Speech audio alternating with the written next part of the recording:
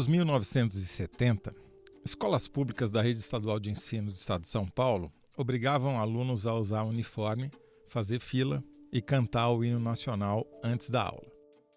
Na Escola Estadual de Primeiro e Segundo Graus Conselheiro Antônio Prado, na Barra Funda, aqui no centro paulistano, o uniforme era calçado preto, calça cinza e camisa branca. Um bedel ficava no alto da escada, fiscalizando a roupa dos alunos. Qualquer infração na indumentária era punida com a proibição de o aluno entrar na sala de aula. Posso te garantir que era aterrorizante. Qualquer frisozinho branco no tênis já te mandava de volta para casa. Com o passar do tempo, o acesso universal ao ensino, e não a exclusão, passou a ser a prioridade das políticas públicas de educação. O uniforme excludente entrou em desuso e as escolas públicas se tornaram mais flexíveis. Em reportagem no UOL Prime, Adriana Ferraz mostra que a moda do uniforme, da disciplina rígida e do hino cantado antes das aulas está de volta com força no Brasil. A Adriana fez um levantamento exaustivo e exclusivo e descobriu que há 792 colégios estaduais e federais espalhados pelo país com gestão militar completa ou parcial. Essas escolas triplicaram desde 2018, em grande parte por causa do governo Bolsonaro. Além de motivos políticos, há também razões pecuniárias. Militares e policiais da ativa e da reserva são contratados pelas escolas cívico-militares para cuidarem da disciplina interna e acabam ganhando mais por conta disso. A constitucionalidade dessas escolas cívico-militares está em julgamento pelo Supremo Tribunal Federal, numa ação proposta, entre outros, pelo PT, o Partido dos Trabalhadores. Apesar disso, o então governador e hoje ministro-chefe da Casa Civil de Lula, Rui Costa, multiplicou as escolas em que a Polícia Militar dá as ordens na Bahia. A parceria político-militar, como se vê, não tem limites partidários nem ideológicos. Bem-vinda, Adriana Ferraz. Olá, prazer estar aqui. Eu sou José Roberto de Toledo e este é o UOL Prime. Toda semana a gente conversa com os melhores repórteres sobre as melhores reportagens do UOL. Adriana, conta primeiro pra gente qual é a diferença entre uma escola cívico-militar e um colégio militar, um colégio das Forças Armadas ou da PM. Olha, basicamente é a gestão, quem manda na escola. Então, no colégio cívico-militar, em tese, quem manda é um civil. O diretor da escola ainda é um civil, pode ser um professor de carreira ou não. E nos colégios militares do Exército, ou comandados pela Polícia Militar ou Corpo de Bombeiros, geralmente o diretor da escola, quem manda na escola, é um policial, um bombeiro ou um militar, sei lá, das Forças Armadas, né? O que está na moda, então, não são os colégios militares, são essas escolas cívico-militares, é isso? Isso que fez esse número crescer tanto no Brasil, porque em 2019 o então presidente Jair Bolsonaro lançou um programa oficial de fomento a esse tipo de escola pelo país. Então muitos estados aderiram e até municípios aderiram. Esse nosso levantamento, ele mostra esse aumento tão grande e ele nem contabiliza os municípios. Então, é um aumento só das redes estaduais. Se a gente for contabilizar, que é impossível, praticamente viria uma tese, né, fazer isso nos mais de 6 mil municípios brasileiros, esse número deve ser muito maior já, né? Que tem prefeitos, Brasil afora, independentemente do partido, que tem convênios, parcerias com a PM do seu estado para ter uma escola cívico-militar na sua cidade. E isso acontece por quê? É porque tem uma demanda da população por esse tipo de escola? Qual que é a diferença de uma escola da rede estadual de ensino de qualquer estado que tenha parceria e que não tenha parceria? Na prática, como é que se traduz? É só fazer fila, cantar o hino e vestir o uniforme? Não? E seguir uma série de condutas ali determinadas por manual. É uma diferença muito grande. No dia a dia das escolas, os estudantes eles vão seguir Tudo em tese, porque no Brasil cada um faz o seu jeitinho de escola. Você vai no estado, Mato Grosso tem um tipo de escola cívico-militar, o Paraná tem outro, o Rio Grande do Sul tem outro. Não tem como não existe uma lei nacional, uma diretriz nacional, cada político cria sua lei e adapta ao seu modelo de governo, né? Então isso já é uma dificuldade enorme. Mas em tese, o que acontece nessas escolas? Elas têm uma disciplina mais rígida. Então a criança não pode correr. Não pode correr uma criança do ensino. Correr? Não pode correr. No pátio não pode correr? Não, nem no pátio? Não pode fazer roda. Não pode fazer roda também, porque ela segue as regras de um quartel. E no quartel não se pode correr. No quartel não se pode fazer roda. Então... Desculpa, Adriana, mas eu tenho uma certa dificuldade para entender. Você não pode fazer uma roda de amigos, não pode sentar no chão e fazer uma brincadeira. Não pode. Nem que você tenha 8 anos e esteja no ensino fundamental, por exemplo. Porque, segundo o manual de conduta, vamos pegar o Paraná, por exemplo. O Paraná é o estado que mais colocou em prática esse modelo de escola cívico-militar. Tem quase 300, é 312. Isso só governo Ratinho Júnior, né, do PSD, só agora nesse último mandato aí. Então, nessas escolas, há um manual que os alunos recebem, os pais também, e que nesse manual é dito ali tudo o que ele pode ou não fazer.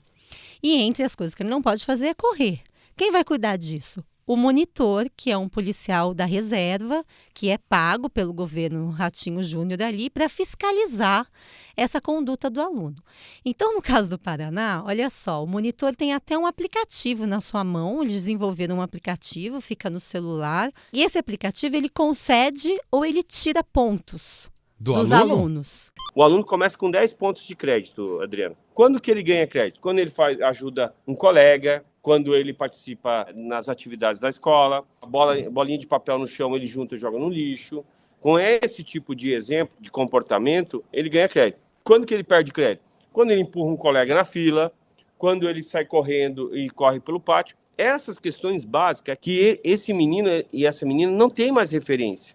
É um aplicativo dedo duro. Dedo duro. Se o aluno correu, se o aluno está fazendo alguma bagunça, uma balbúrdia, sei lá o que é considerado dessa forma, né? Tá chamando atenção, tá desviando o foco ali, ou ele não tá... Quer dizer, mas bastou sentar em roda, já vem a ordem de dispersar, que nem PM mesmo. Isso, e aí aquele aluno ele pode...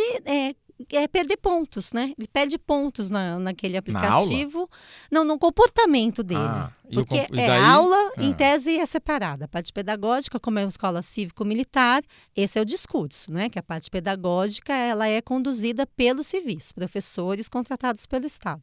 Mas como os especialistas da educação falam, a pedagogia... A disciplina é pedagógica numa escola, não é militar. Então, é impossível você dividir isso. Algumas atividades têm que ser feitas em roda, algumas atividades pedem um comportamento que não é aceito pelos policiais. Nem na sala de aula pode fazer roda? Olha, aí na sala de aula, segundo esses policiais também, segundo o governo, estou falando do Paraná, a professora é que manda ali. Então, ela tem autonomia. Então, se a professora quiser fazer uma roda na sala, em tese, ela pode. Agora, nos espaços da escola, no pátio, a entrada e saída, é tudo certinho. Você tem que ir em fila, como se você estivesse marchando, indo para a escola, seguindo ali o que aquele monitor, que é o Bedel de antigamente, só que agora ele é militar, ele vai te dizer para fazer. E esse militar recebe a mais para fazer isso? Ah, sim, ele já tem a aposentadoria dele, ele recebe um subsídio ali, que eles não chamam de salário, uma remuneração. No Paraná é de R$ 5.500. R$ 5.500? Isso. Para praticamente 313 escolas. Isso. E quantos monitores tem por escola? Tem 2 por escola, mais ou menos. Então, são mais de 600 monitores ali. Quer dizer que quem se deu bem nessa foram os policiais militares. Tem pelo menos mais de 600 empregados,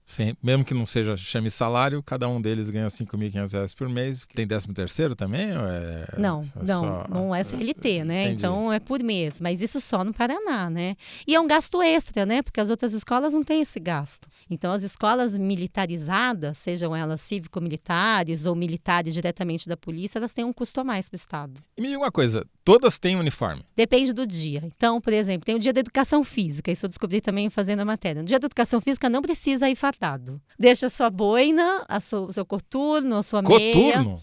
É tipo um coturno, né? Tem que usar coturno? Sim. E aí as meninas têm que usar saia, têm que usar uma meia mais alta. Esse manual do aluno, ele tem tudo que você pode ou não fazer. Ele tem, inclusive, desenhos dos uniformes, desenho do tamanho da saia de acordo com o joelho das meninas, onde a saia tem que estar, qual a posição da boina, se a boina fica mais de ladinho ou ela fica reta. Diz também sobre meninas, por exemplo, usarem maquiagem, não pode usar piercing, não pode usar um tererê, por exemplo. Se você tiver um cabelo, for uma mulher ou um homem negros, esse cabelo tem que ser preso. Não pode deixar o cabelo do jeito que você quiser, porque o cabelo tem que caber naquele modelo, né? O modelo é para todo mundo. Então você tem que se encaixar naquela caixinha ali. Que a escola também não pode ser um desfile de moda. Que eu quando Por que não? estudava, Por que não pode?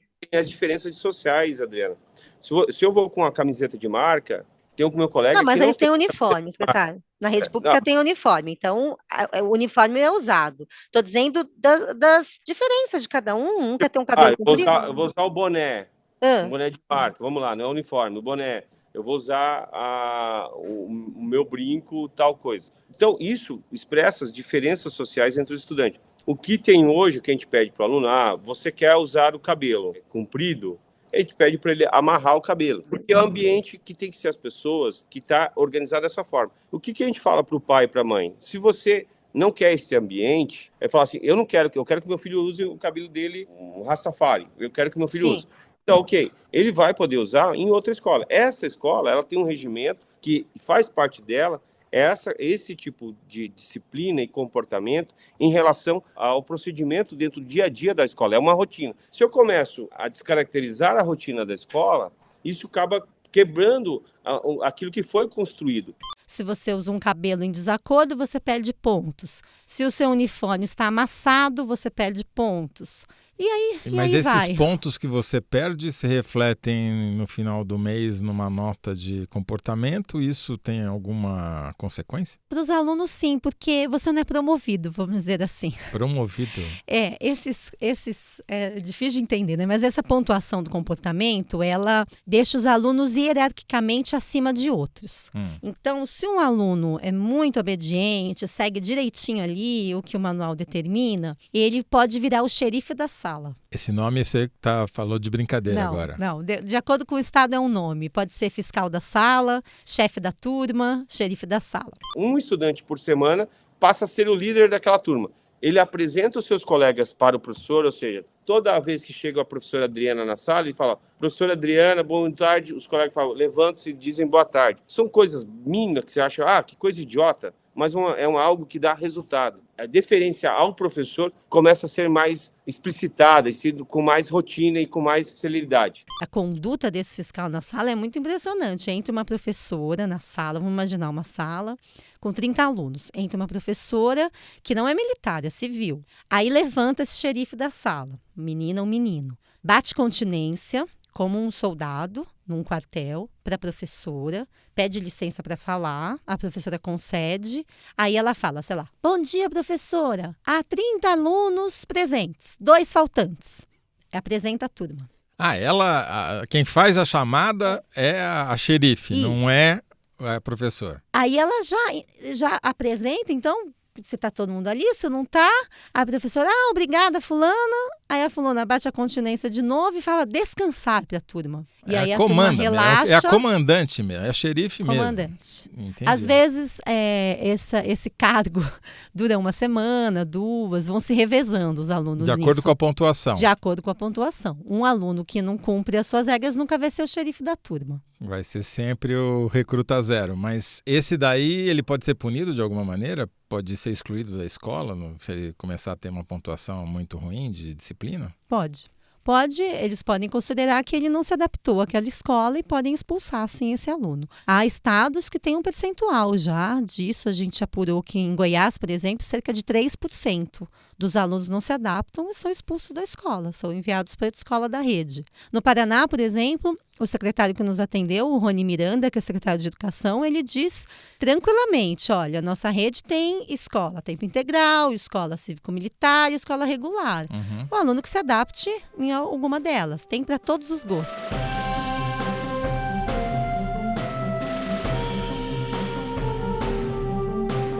Adriana, nesse tempo da ditadura militar, tinha uma disciplina chamada Educação Moral e Cívica.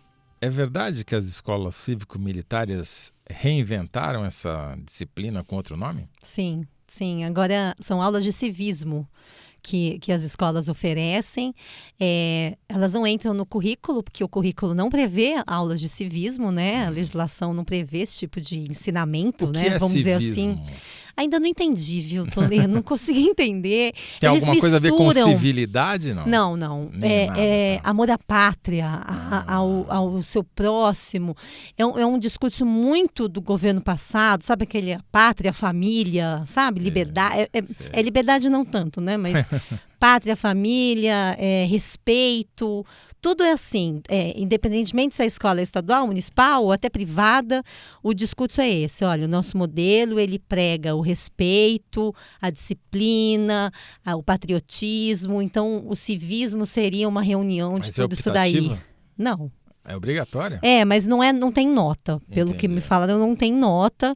E são esses militares, ou da ativa, no caso dos colégios militares, da PM, bombeiros e tal, ou da reserva, no caso dos cívico-militares, que passam esses ensinamentos, vamos dizer assim, para frente. Nos colégios religiosos, o ensino de religião, não sei como é que é hoje, era mais ou menos assim, né? Você tinha disciplina, mas ela não computava, você não podia ser reprovado em religião e ficar de repetente e tal. Mas hoje, se o cara não quiser fazer aula de civismo, ele pode ir pro pátio ou ele vai perder ponto ali na... Eu acho que ele não pode, ele não tem liberdades individuais muito nessas escolas, né? Acho que talvez ele vai ficar ali ouvindo, talvez... Civismo compulsório, então. Tá bom. Por que essa moda? Foi só o Bolsonaro ou essa demanda já existia na sociedade, estava escondida? Porque Goiás é meio... Pelo que eu entendi na tua reportagem, é um pouco pioneiro nessa história, ou estou enganado? Sim, Goiás e Mato Grosso. Se a gente for pegar o histórico disso, a gente vai lá para trás. Dom Pedro II editou um decreto, né, para criar o primeiro colégio militar no Brasil. Isso meses antes da República. É o Colégio Militar do Rio de Janeiro, que é o mais conhecido, né, um dos que tem uma estrutura mais caprichada, vamos dizer assim, de todos. Tem até aula de hipismo nesse colégio. E é a elite que estuda nesse colégio, né? Desde sempre, desde Dom Pedro. E aí, então, logo veio a República, essa expansão, ela foi reduzida um pouquinho, demorou para ela acontecer, foi acontecendo aos poucos, principalmente durante a ditadura, né? E aí, quando acabou a ditadura, alguns governos começaram a criar os seus próprios colégios militares. Isso antes de Bolsonaro. Aliás, Minas Gerais criou o colégio da PM em 1949, antes até do golpe, né? Mas ele era voltado para a população em geral ou para os familiares dos policiais? Familiares, dependentes, basicamente filhos e netos de policiais militares, né?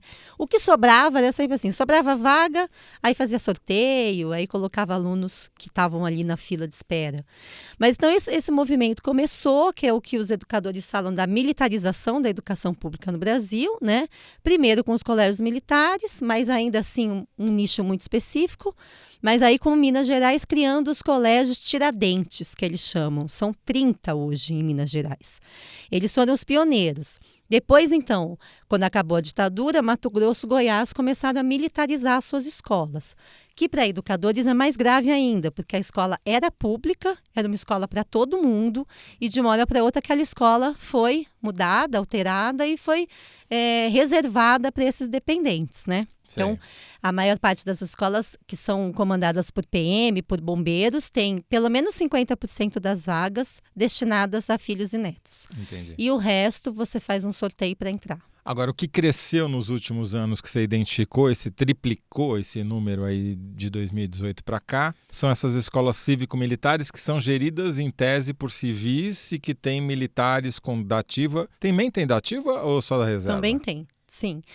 As cívico-militares são mais da reserva. Esses colégios militarizados, como tem em Goiás, Mato Grosso, Maranhão, o atual ministro do STF, Flávio Dino, fez muitos colégios militarizados no Maranhão nesse modelo, parceria, Secretaria de Educação, Secretaria de Segurança Pública. Mas voltado para os familiares dos PMs ou não necessariamente? Não necessariamente. Nesse caso, não necessariamente. É uma confusão mesmo. Cada um cria o seu modelo no Brasil. A escola que preza pela disciplina não tem disciplina nenhuma. Não Entendi. tem uma regra, né? Tem prefeitura que faz parceria com entidades privadas, criadas por policiais aposentados, que viram aí um mercado de consultoria. Como transformar a sua escola numa escola cívico-militar?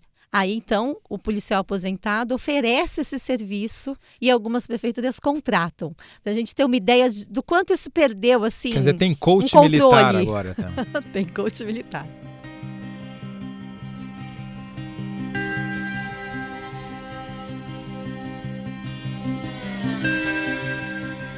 Adriana, eu vi no vídeo que acompanha a sua reportagem uma entrevista em que a pessoa que defende esses colégios diz que eles foram buscar na sociedade agrupamentos que se especializaram em controlar uma certa quantidade de pessoas num espaço fechado. O que há em comum entre um órgão civil como a Guarda Metropolitana ou um órgão civil como a Polícia Rodoviária Federal, órgãos militares como Bombeiro e Forças Armadas como Marinha? O que nós entendemos que há em comum entre eles é unicamente uma expertise de se trabalhar um fluxo de muitas pessoas ao mesmo tempo em um local fechado, que é o que nós precisamos aqui. Não tem nada a ver com severidade ou com restrição, nada não. Tem a ver com uma expertise de trabalhar com muitas pessoas em determinado local. Controlar pessoas dentro de um espaço fechado tem duas outras instituições que se especializam nisso, presídios e escolas, né?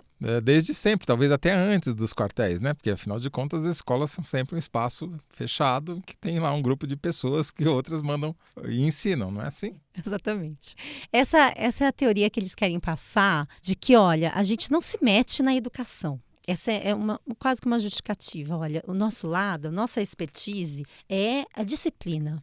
O que a gente vai colaborar para a educação? A gente vai ensinar aquele aluno a respeitar o professor, a não brigar entre si, né? A gente vai garantir a disciplina e com a disciplina aquele aluno vai ter uma melhora na aprendizagem. É sempre essa justificativa de todo mundo que adere a esse modelo. E é uma justificativa também política, né? Porque você me perguntou, foi com o Bolsonaro? Foi, porque a partir de 2019 isso virou uma estratégia política. Havia exemplos pontuais, estados que faziam isso, mas isso, assim, deu um salto enorme com ele. Santa Catarina, que é um estado considerado tão conservador, não tinha escola cívico-militar, o Paraná não tinha, né? Então, houve esse boom, assim, como uma estratégia mesmo, políticos defendendo isso, políticos de direita ou políticos de esquerda. Você falou do Rui Costa. O Rui Costa realmente foi um governador ali na Bahia que levou isso para os municípios. Ele que ultrapassou os limites da rede estadual. Agora, o nosso ministro da Educação, o atual ministro da Educação, o Camilo Santana, do Ceará, ele antes, no finalzinho do seu mandato como governador do Ceará, ele abriu 2 escolas da Polícia Militar. E veja só, 2 anos depois, 1 ano e pouco depois, ele, junto com o presidente Lula, cancelou o programa. Né, do Bolsonaro.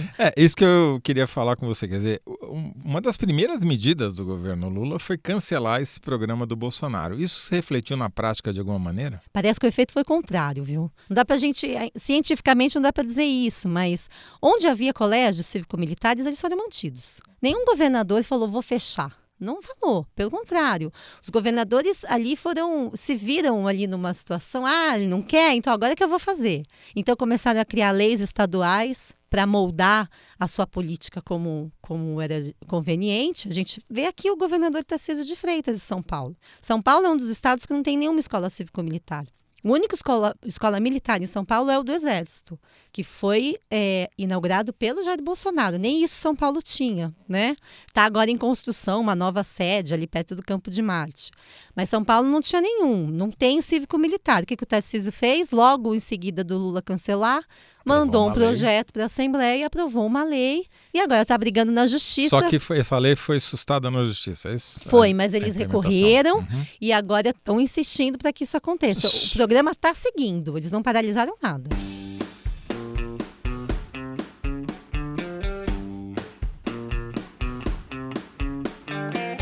Só para, então, fazer uma reconstituição de tudo que você já falou.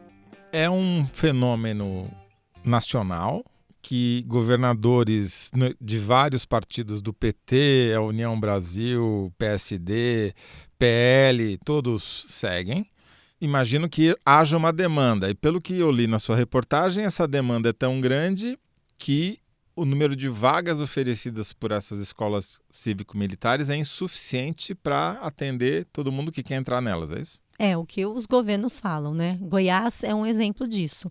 Goiás, ali o Caiado, tem ampliado as escolas e a secretária que nos atendeu diz que hoje a fila de espera é de 3-1. Lá é militarizada, eles chamam colégios militares, não cívico-militares. Existe algum tipo de processo seletivo para você entrar numa escola cívico-militar? Também depende de cada estado, né? Tá. Mas vamos pegar lá Goiás, existe.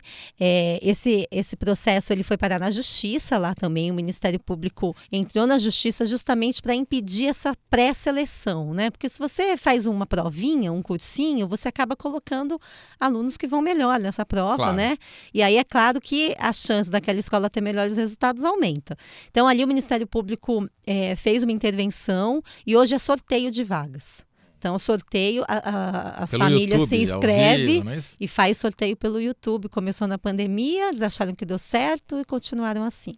Eu procurei para ver se achava algum estudo acadêmico para dizer que essas escolas cívico-militares têm um melhor desempenho do que o resto da rede, as demais escolas da rede estadual. Não achei nenhum. Você encontrou algum estudo que mostra... Porque se tem uma demanda tão grande, é de se esperar que é porque a escola entrega um produto melhor, um serviço melhor. Mas não vi nada que confirme essa hipótese. Você encontrou alguma coisa assim? Não. Essas entidades, né, que defendem a educação e que têm projetos de educação ainda não se aprofundaram nisso, não. O que nós fizemos durante a apuração foi procurar professores mesmo, pesquisadores, né, que tratam desse assunto. A gente encontrou 2 pesquisadores bem especialistas nisso, que nos ajudaram, inclusive, nessa pesquisa e nesse entendimento, porque no começo da matéria é difícil você entender o que é cívico-militar. Sei. Por exemplo, a gente começou com o primeiro levantamento, que era só nas redes estaduais. Aí percebi que não me bastava entrar em contato com a Secretaria de Educação de cada estado, porque havia escolas ligadas à Secretaria de Segurança Pública dos estados. A Secretaria de Segurança Pública agora tem escola? Tem, as escolas da PM. Um estado pode ter uma escola militar do Exército, uma escola militar da Polícia Militar ou do Corpo de Bombeiros, e pode ter uma escola cívico-militar também, que é comandada pelo governo civil. Então a gente começou E cada com um vai ter um currículo também? Ou nisso, pelo menos, eles seguem a lei? Eles têm que seguir a LDB, né? Lei de Diretrizes Básicas de Educação. Mas é aquela coisa, os educadores falam que a disciplina é pedagógica, não é militar. Então, há uma intromissão ali de qualquer maneira. Mas a pesquisa, ela demorou mais do que a gente previa justamente por isso, que a gente foi por um caminho, óbvio, né? Educação, vamos para a Secretaria de Educação. Não, depois descobrimos que tínhamos que fazer uma pesquisa também com a Secretaria de Segurança Pública para saber se aquele estado tinha ou não um colégio da PM. E muitos têm. Então, realmente, o controle é bastante difícil. Esse colégio da PM, a gente nem pode dizer que é um colégio público, porque se metade é destinada só aos dependentes, o acesso não é livre, né?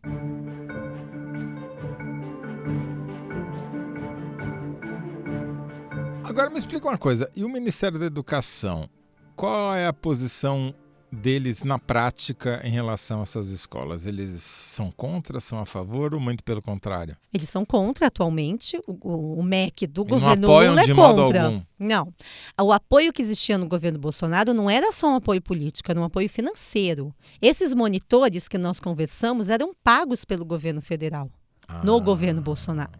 Eles pagaram uma fortuna, eles pagaram quase 100 milhões de reais só nesse auxílio aí para os policiais da reserva. Que por acaso são base eleitoral do Bolsonaro. E aí o que aconteceu?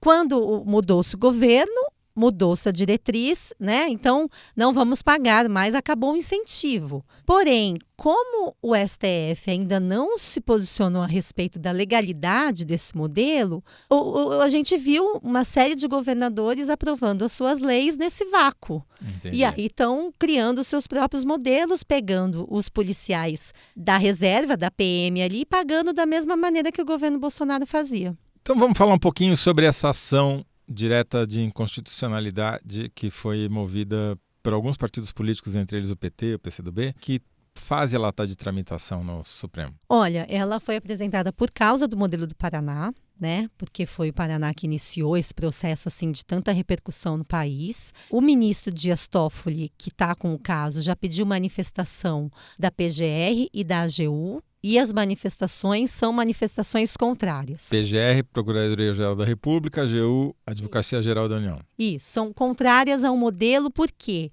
a Constituição e a LDB diz que a criação de modelos de ensino é de autonomia só da União. Só a União pode criar modelos de ensino. Os estados podem aplicar, mas não criar. Esse seria um modelo novo de ensino, que não tem legislação para isso. Então, ou se muda a Constituição, ou se declara inconstitucional. Mas é uma coisa muito complicada, porque você imagina a quantidade de recursos que vai ter, desde prefeitura até estado, no país todo. E daí vai fazer o que com as escolas, essas 700 e tantas escolas? Vão ter que voltar para trás. Aí vira uma escola pública normal, sem seleção, sem militar ali, sem esse tipo de regra. E vai ter uma grita grande, porque se tem pai brigando para colocar filho na escola, fazendo sorteio, etc., vai ter reação. Vai ter reação, mas sabe que é importante a gente falar por que os pais apoiam. Os pais apoiam porque geralmente essas escolas elas têm uma estrutura melhor que as outras. Não é à toa, né? Em Goiás, por exemplo, as escolas militares têm ar-condicionado. As demais não têm.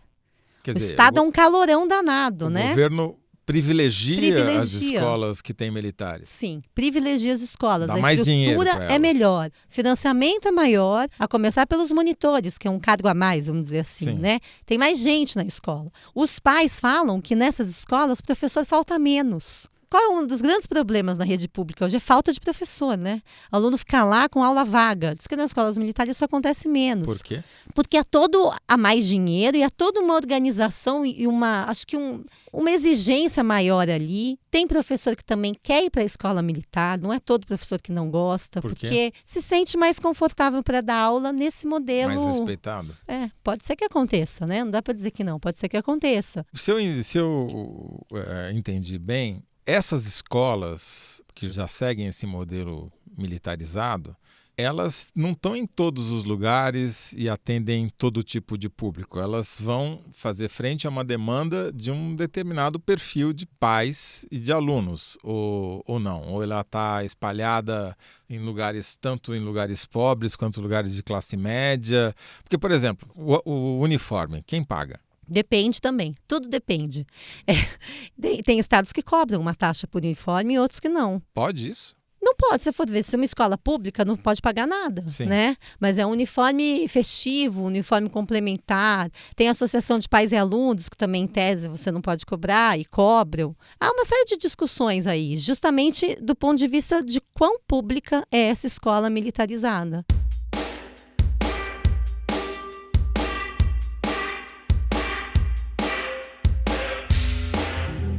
Eu estava preparando para essa conversa aqui, conversei com a Priscila Cruz, do Todos pela Educação, e o que ela me disse, falou, a gente ainda está estudando, mas o que a gente observa é que muitas dessas escolas têm um padrão, estão localizadas em lugares que têm um padrão de vida mais alto, que as famílias tendem a ser mais estruturadas, não são monoparentais, e isso são fatores que influenciam no desempenho dos alunos. Ou seja, você já tinha uma condição prévia, não é a boina, nem o hino, nem a continência que vão mudar o desempenho do aluno, porque já tinha uma situação favorável a um desempenho melhor. Dá para falar alguma coisa sobre isso? Certamente isso conta, e mais a seleção, né?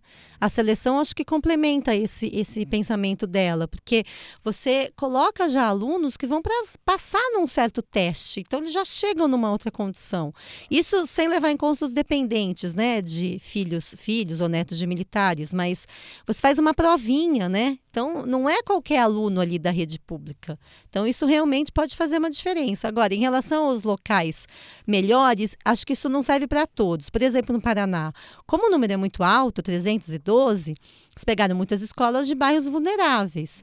E ali é um outro problema, porque ali o aluno estava numa escola, ele não pediu para a escola mudar de perfil. Ele já estudava naquela escola. Aí no ano seguinte a escola mudou completamente. Né? No ano seguinte ele não podia mais fazer o cabelo do jeito que ele queria, não pode usar a roupa que ele quer, né? Ele tem que seguir todo aquele manual. E aí sim a gente percebe uma reclamação muito grande da comunidade daquela região. Tem reação contrária reação. também. Tem gente que vai ao MP denunciar que o filho não tem mais liberdade, né? Realmente, as liberdades individuais são completamente tolhidas. Você não pode, por exemplo, personalizar a sua camiseta. Você não pode levantar a blusa. Sabe aquela blusinha mais curta? Você não pode usar jamais na escola. Então, eles querem que todos sejam iguais, numa lógica de que isso pode fazer alguma diferença, né? Para a educação, imagina. Também há menos discussão de alguns temas que aí sim pais podem querer muito bem, né? Sexualidade. Não vai se discutir sexualidade como se discute em outras escolas. Em tese, Veja, isso não deveria ser, pelo que você não falou, deveria. não deveria entrar, porque é conteúdo, não é forma. Mas nessas reclamações que a gente escuta, que são levadas ao MP, tem tudo isso, né? Assuntos que são censurados, né? Então, homossexualidade entre os alunos também, né? Demonstração de carinho, você não pode ter nada disso. Então, tem esse lado realmente dos pais que apoiam, porque parte da sociedade brasileira é muito conservadora e gosta realmente disso, né? A gente ainda não lidou muito bem com a redemocratização, né? É um resquício isso do nosso processo, né?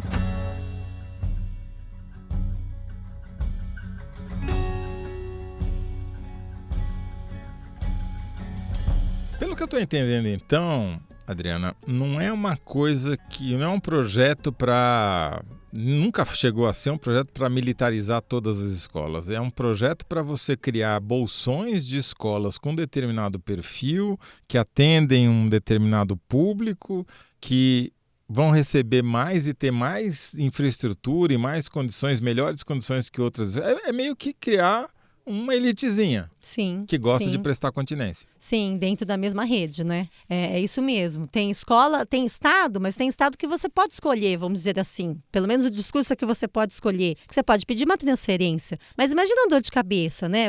Seu filho já estudava naquela escola, você mora ali do lado, ele vai a pé, né? Aí ele não se adapta àquela escola, você tem que se virar, procurar uma outra escola que fique mais longe da sua casa, que te dê um custo, mas é onde ele vai ser aceito. E se for chegar às redes municipais, como você está falando, mais grave ainda, porque às vezes só tem uma escola. Mais grave ainda. Olha só, em Goiás até a secretária falou isso, que a demanda é tanta que eles tiveram que criar uma lei ali que só pode colocar uma escola municipal cívico-militar em cidades que tenham 3 escolas. Se já tiver uma, ela não pode ser cívico-militar, porque aí você não dá poder de escolha, entendeu? Tem que ser de 3 para cima. Então, realmente é um modelo em expansão. Esse ano eleitoral...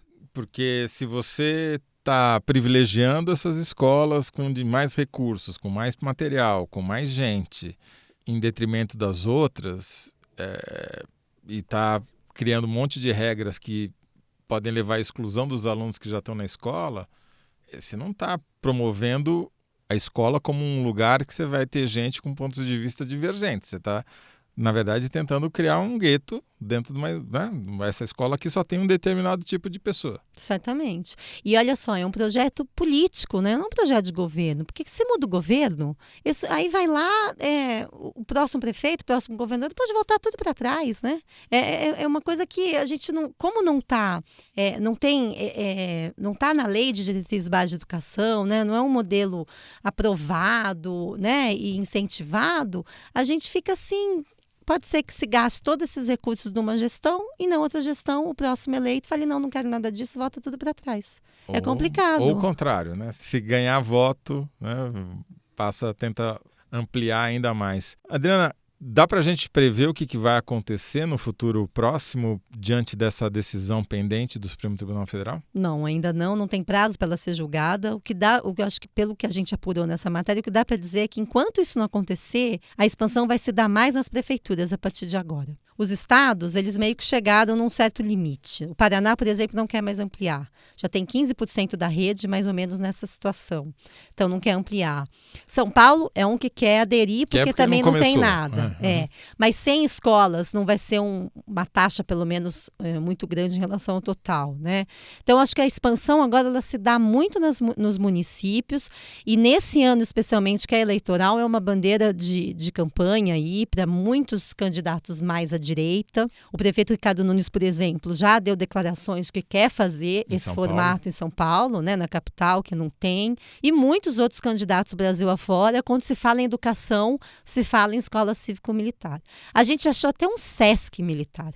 SESC? Nunca imaginei isso. um SESC. Serviço do Comércio Militar. Cívico-militar, é o único da rede SESC, em Parnaíba, ali no Piauí, a segunda maior cidade do Piauí. E essa escola, inclusive, recebeu o nome Jair Bolsonaro.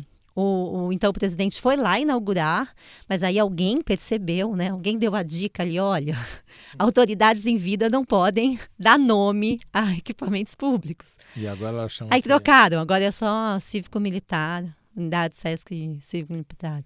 Ilhabela, aqui em São Paulo, por exemplo, uma cidade muito pequena, né? Agora eu não vou saber o número de habitantes, mas o prefeito, que é do PL, inaugurou 2 escolas cívico-militares nesse governo agora, do ano passado para cá, às pressas. Está inaugurando mais uma 3ª até o fim do ano e tem como discurso político para a reeleição a escola cívico-militar. E lá é um dos lugares onde a gente viu a contratação desses coaches aí que você falou, militares, e o preço é bem alto, viu? Quanto? É bem salgado. Mais de 800 mil por ano, para 2 escolas.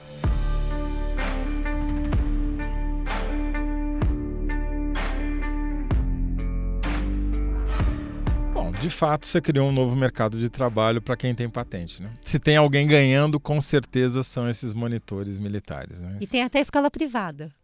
Só para encerrar, então, vamos falar isso. Quer dizer, essa moda transbordou do ensino público para o ensino privado. Sim, porque se você for pensar aí que tem gente que pode pagar e que está de olho nesse modelo de ensino, o mercado pode também crescer para esse lado, né? Ainda mais com essas consultorias aí profissionais desses militares, abrindo escolas ou transformando escolas que não eram cívico-militares em escolas cívico-militares. Mas é uma transformação fake, né? Porque uma escola privada não pode ser cívico-militar, né? O militar, teoricamente, não pode ser pago ali só se ele for aposentado. Aí sim, ele pode prestar essas consultorias. Mas ele não vai não vai fazer parte, né, de um projeto, de uma corporação. Não é. É uma escola privada que o pai é favorável e aí quer pagar para ter o seu filho também uniformizado. Muito bem. Adriana, para quem quer ler essa reportagem, assistir o vídeo, onde é que aquelas pessoas podem encontrá-los? No www.uol.com.br/prime ou então pelo YouTube também, que a gente tem um vídeo, matéria em vídeo ali, que dá para ter uma noção boa. Que fica no canal do UOL Prime no YouTube.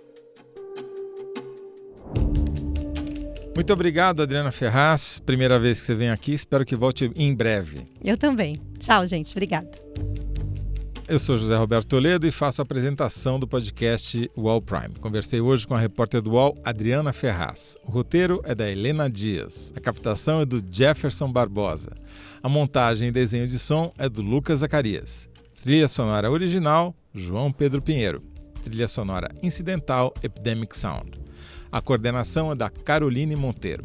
O podcast é um produto do UOL Prime e o Diego Assis é o gerente-geral de reportagens especiais. A supervisão é do Murilo Garavello, diretor de conteúdo do UOL. Até a próxima semana.